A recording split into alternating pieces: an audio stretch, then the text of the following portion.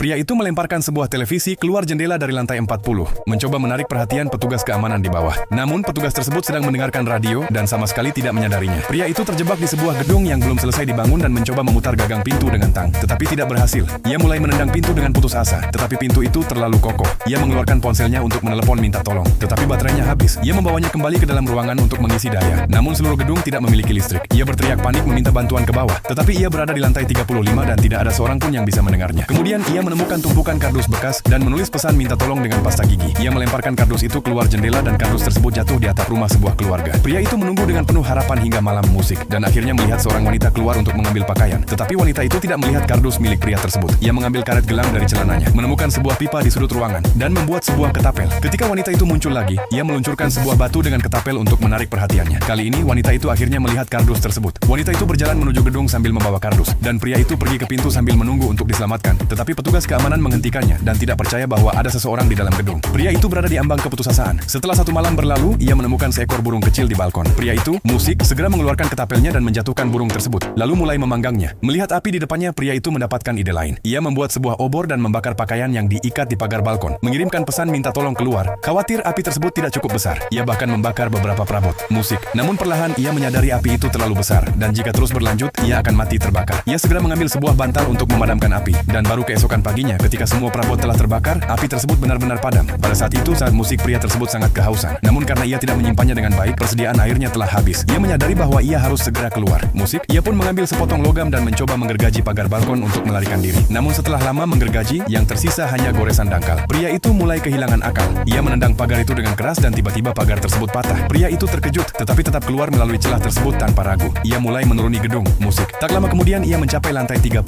yang tidak memiliki pagar, sehingga ia kehilangan titik tumpuan. Pria itu segera kembali, musik, ke lantai 31, lalu mengikat sabuknya ke bagian pagar yang terdekat, dan mengikat ujung lainnya ke tangannya. Ia melangkah dengan hati-hati ke atas, musik pagar, tetapi melompat ke balkon masih sangat sulit. Ia harus bergerak perlahan di sepanjang dinding luar gedung, menopang dirinya dengan tangan dan hampir tergelincir di sebuah sudut. Ia terus musik bergerak dan akhirnya berhasil. Ia menendang pintu kaca balkon, mencoba dengan hati-hati membuka pintu ruangan, dan menghirup udara segar. Ia merasa bahwa semua masalah sebelumnya tidak ada apa-apanya dibandingkan dengan momen ini.